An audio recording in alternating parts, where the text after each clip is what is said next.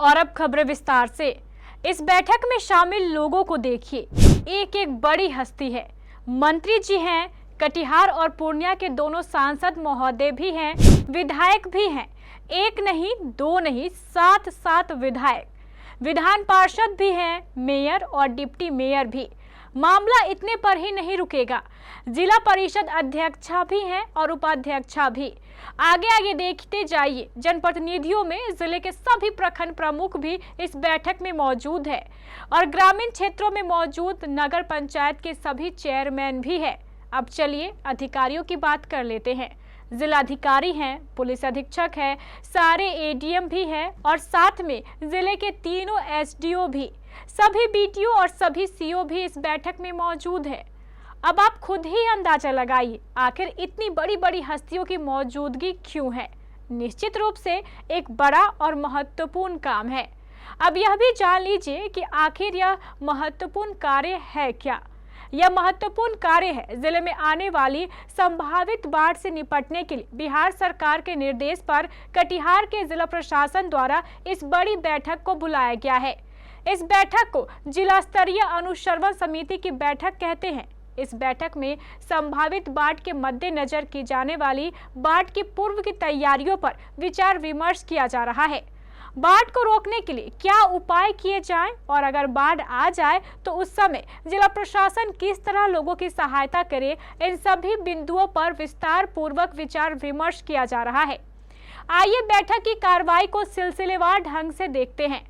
सबसे पहले बैठक की अध्यक्षता मंत्री महोदय नीरज सिंह बबलू द्वारा की जा रही थी। उसके बाद मंत्री जी ने दीप प्रज्वलित कर बैठक का उद्घाटन किया। उसके बाद मंत्री जी द्वारा एक किताब का विमोचन किया गया।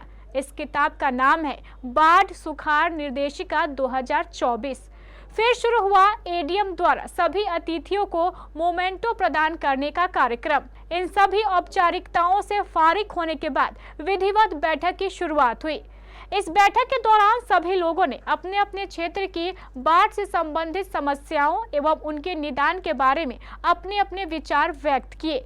अंत में मंत्री जी ने सरकार की ओर से बैठक में मौजूद सभी पदाधिकारियों एवं जनप्रतिनिधियों को यह आश्वासन दिया कि बाढ़ पूर्व की तैयारी एवं बाढ़ आने की स्थिति में जिला प्रशासन के सहयोग के लिए सरकार द्वारा हर संभव कदम उठाए जाएंगे। बैठक में मौजूद जनप्रतिनिधियों एवं मंत्री जी ने इस बैठक की कार्रवाई के संबंध में क्या क्या कहा, चलिए सुनते हैं बारी बारी से। देखिए, जहाँ से भी सूचनाएं आती है कटाव की, वहाँ हमने स्पष्ट निर्देश दिया है जिलाधिकारी को कि तुरंत टीम भेजे, कटाव का प्रोडक्शन वर्क शुरू करावे और कटाव से बचावे लोगों को। अगर कट गया है तो जो विस्थापित लोग हैं उनको कहीं न कहीं व्यवस्थित करने का सरकार का निर्देश है और मुझे लगता है कि इसमें कहीं कोई दिक्कत नहीं है। तो जब खाना पूर्ति पप्पू यादव जी बताए तो लंबा भाषण काहे दे रहे थे, चले जाते बैठक से, बैठक छोड़ देते। बैठक में नहीं बैठते, अपना प्रवचन नहीं देते तो मानते खाना पूर्ति है।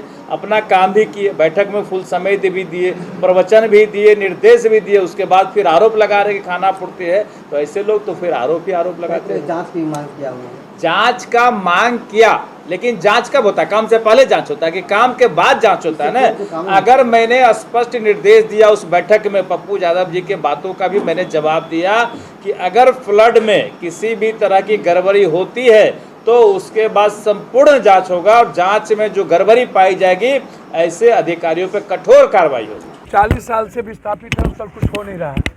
यहाँ हम बार बार क्या चर्चा करते हैं? मैंने तो कहा, तारिक साहब उसको बोले, तारिक साहब ने उसको इस बात को बोला कि जो पप्पू यादव जी ने कहा कि बात बिल्कुल सही है, आप यहाँ कुछ कह रहे हैं, वहाँ कुछ कह रहे हैं। तो निश्चित रूप से आप इस बात को समझिए, मैं बहुत क्लियर हूँ कि हम ऐसी तरह की बैठक की गंभीरता आप पहले आप भेजेंगे नहीं, अनुमोदन का आप देंगे नहीं। तो आप जब अनुमोदन का नहीं देंगे कोई चीज़, आप पहले फाइल नहीं भेज, आप यहाँ आकर के हम बिना पढ़े आपसे क्या पूछेंगे? इसलिए मैंने जांच पर, पर्टिकुलर जांच पर मैंने सवाल किया है कि जो आपने कहा है आप पहले उस पर एक कमेटी बनाइए और उस पर जांच करिए, सही क्या है, बिल्कुल गलत है। ये मैंने मुद्दे जांच पर सबसे पहले उठाया है। विस्थापित का मामला उठाया है, मैंने नाविक के मामले को उठाया, मैंने नहीं मिलते हैं, मैंने घर क्षतिपूर्ति का पैसा नहीं मिला, ये इस पर मैंने चर्चा की। पशु क्षतिपूर्ति पर नहीं मिला, उस पर मैंने चर्चा की। तो चर्चा, और मैंने कहा कि फलका कोढ़ा में खास तौर पर जहाँ भी इस तरह के नाव लगेंगे वो नाव मेरी जिम्मेदारी होगी और 1 सप्ताह के अंदर जिस नदी पे जरूरत होगी वो मैं अपने निजी पैसे से वहाँ न भेजूँ। बैठक खाना पूर्ति होती है। आपको क्या लगता है कि सामने में बैठ कर के क्या होता है? आज़ाद हिंदुस्तान के बाद बैठक ना। आप हमको एक बात बताइए, हम एक बात, हर साल एंटी इरोजन का काम होता है। प्लॉट फाइटिंग में एक ही संवेदक को आप सब कुछ देते हो, आप लूटते हो और संवेदक को आप सम्मान करते हो, ये कैसे संभव है भाई? आप हमको जरा बताइए। मैं आप इसको टॉल के मालिक से कई लोगों से बातचीत मैंने की है, उनका कहना है कि जो टेंडर मैंने लिया है मैं सिलेंडर करने कह दिया हूँ, लेकिन अभी साहबगंज का पुल नहीं बन रहा है, नहीं बना है, तो नतीजा मैं सफ़र कर रहा हूँ। तो ऐसी परिस्थिति में वहाँ के लोकल स्तर पर सहमति होकर के कि कितना लोकल से लिया जाए और ना लिया जाए, इस पर बात बनी। तो उन्होंने बोला कि हम लोकल स्तर पर सहमत करके कि 1 महीने में उसका 200 या 300 रुपया क्या होगा, जबकि कई संदर्भ हैं जिसमें क्लोजर लगा हुआ है। मैं देखिए, आपके हर चीज़ पर मेरी निगाह है, लेकिन ऐसी मीटिंग मैं इतना जानता हूँ कि पदाधिकारी जी लोग जो सामने में लाते हैं वो बिल्कुल शून्य है, एंटी। आप उठा के कटाव की स्थिति देख लीजिए, कटिहार की स्थिति देख लीजिए। कटिहार गंगा से भी, महानंदा से भी, केहर से भी, कोसी से भी, कनर से भी, बलान से भी, आप चारों तरफ से कटिहार का आप स्थिति देखिए। कोई एक तरफ से थोड़ी आता कि कोसी आया, महानंदा कहाँ कैसे क्रॉस कर रहा, कैसे आप गंगा का बाढ़ की स्थिति बुरी हो रही है। तो कटिहार को ऐसे नहीं छोड़ा जा सकता।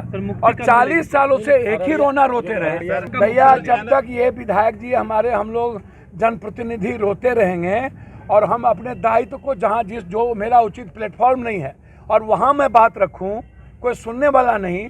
अब यहाँ छोटा सा अब प्रभारी मंत्री हैं तो निश्चित रूप से वो एक गवर्नमेंट है, गवर्नमेंट एक्ट करेगी यहाँ को, तो हम रोना क्यों रोए भाई? या आप यहाँ जो चीज़ नहीं करवा पा रहे हैं, तो लगातार 5 सालों से एक नाव के लिए विधायक जी थक जाए, तो आप बताइए कि क्या होगा इस देश का?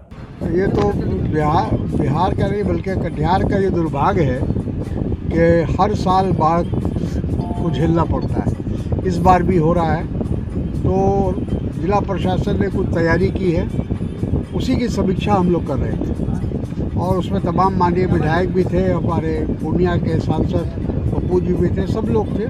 मिलजुल कर हम लोगों ने समीक्षा की और ये अपील किया है जिला प्रशासन से, जो इसके आधिकारिक समिति के जो अध्यक्ष हैं मंत्री जी, उनसे भी हम लोगों ने कहा है कि इसको ठीक ढंग से समन्वय होना चाहिए। कॉपरेशन की कमी रहती है। सरकार जो राहत देना चाहती है या राहत देने में जो होना चाहिए। आज बाढ़ और सुखाड़ जो आपदा राहत एवं इससे जुड़ी हुई कई विषय तो उस पर बैठक हुई है और विभिन्न जनप्रतिनिधियों ने विस्तार से उस पर चर्चा भी की है। हमारी सरकार बाढ़ से प्रभावित लोगों के जान माल की हिफाजत के लिए पूरी तरह मुस्तैद, और किसी भी प्रकार की कोई कठिनाई हम सब बाढ़ पीड़ितों को नहीं होने देंगे। जो अलग अलग जनप्रतिनिधियों के राय आए हैं उसके अनुरूप हमारी सरकार इन सारी चीज़ों को देख रही है। जिला प्रशासन मुस्तैद भी है और इन सारी चीज़ों को करने का काम करेगी। पप्पू यादव ने कई आरोप लगाए कि ये बैठक खाना ठीक है, पप्पू जी अपने बातों को अपने ढंग से कहा है। देखिए, आज बाढ़ निगरानी अनुसरण समिति की बैठक यहाँ के स्थानीय जो हमारे प्रभारी मंत्री हैं नीरज बाबू, उनके नेतृत्व में, नीरज बबलू सिंह जी, उनके नेतृत्व में सभी यहाँ के विधायकगण उपस्थित थे। खासकर बरारी विधानसभा गंगा, कोसी और बरनी नदी से प्रभावित है और वहाँ पर विस्थापितों की काफ़ी समस्या है और बांध में जो लोग बसे हुए हैं उसको कैसे बसाया जाए, ये सब पर बिंदु पे हम लोगों ने मांग उठाया। खासकर जो वहाँ पे लोग विस्थापित हैं, जो रोड के किनारे हैं, वो कैसे उसका पुनर्वासन हो, इसकी भी समस्या हम लोगों ने कहा है। खासकर बकिया सुखाए हो, मोहना चांदपुर हो और या करके बरारी का जो वार्ड नंबर 3 है, ये 4 है, जहाँ मंडल टोला है, वहाँ काफ़ी बरंडी ने काफ़ी कटा हुआ है। ये सारा बिंदा हम लोगों ने कहा है और समेली में भी जल जमाव है, इसकी सारी बात हम लोगों ने कहा है। तो हमारे प्रभारी मंत्री ने इसको बहुत ही गंभीरता से लिया है और निर्देश भी दिया है कि यथाशीघ्र उस पर काम हो, ताकि जो लोग वहाँ पे विस्थापित हो या जिससे प्रभावित है उस पर विस्थापितों को कैसे काम हो, इस पर सारा काम उन्होंने मुद्दा उठाया। इस पर सारा काम आने वाले समय में बहुत जल्द होगा। ये सच है कि आज हम लोग बाढ़ और सुखाड़ आपदा की बैठक में हम लोग आए हुए थे। हमारे माननीय जितने थे सबों ने अपनी अपनी बातों को रखा, अच्छा लगा। लेकिन हम लोग तो वो सुनते आए जो कि हम लोगों को एक बुक मिली थी, किताब, उसमें वो सारा बात टाइप किया हुआ था, लिखा हुआ था। उस चीज़ को तो जब मैं घर जाऊंगी तो वहाँ भी पढ़ के समझ पाऊंगी। और पता नहीं ऐसा क्या कारण रहा जहाँ कि हम लोगों को बोलने का मौका नहीं मिला। बरारी बाढ़ प्रभावित जी हाँ, क्षेत्र जी इलाका हाँ। है, तो आपने भी कई तैयारियों को लेकर के जी हाँ आए बिल्कुल, होंगे। मैं भी अपनी जो जमीनी स्तर की जो वहाँ पे दिक्कतें होती है जी। मैं उस दिक्कतों को बताने के लिए आई थी। मैं कह रहे हैं कि पता नहीं क्या ऐसा कारण बस रहा, या तो फिर जैसा कि मालूम चला कि इसके बाद फिर दूसरी बैठक होने वाली है। इस बैठक में आपको मौका नहीं मिल दिया जी गया। नहीं, मौका नहीं मिला हम लोगों को अपनी बात रखने का, तो मैं वहाँ तो बात नहीं रख पाई, लेकिन आप लोगों के चैनल के माध्यम से मैं अपनी बातों को यहाँ पे रख रही हूँ।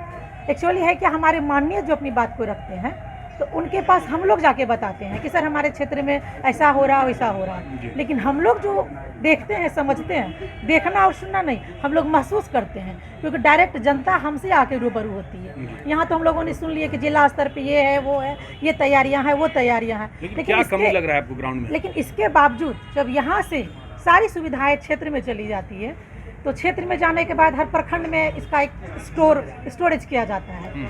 वहाँ से मैं अपनी आप बीती बता रही हूँ पिछले वर्ष बाढ़ में, जो कि मैं अभी यहाँ रखना चाह रही थी। हम लोगों को ऐसा सुनने में आया कि जब कोई गरीब जनता आके दरवाजे पे रोती है, वो बिलखती है, उस चीज़ को मैंने दिल से महसूस किया है।